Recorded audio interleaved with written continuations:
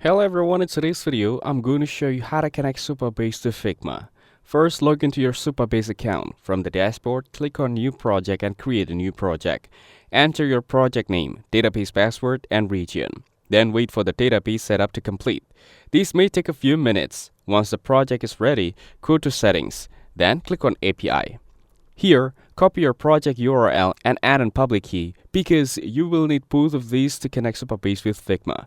Next, create a table in Supabase. Go to the Table Editor section and click on Create New Table. For example, you can set the table name as Users. Then, add the required columns, such as ID with type int or UUID, name with type text, and email with type text. After adding the columns, click Save to create the table. Now, enable API access. Go to Authentication, then Policies. If you are working with public data for testing, you can temporarily disable RLS. This is only recommended for testing purposes. Otherwise, create a policy that allows read and write access based on your requirements. Make sure the policy is active so your API request can access the table. Now, open Figma Make and open your app project.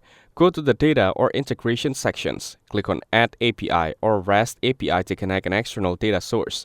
Here, use the GET request formal. Then, you can see on the screen. Enter your Supabase project URL along with the correct endpoint for your table. And add the required headers, including the add public key.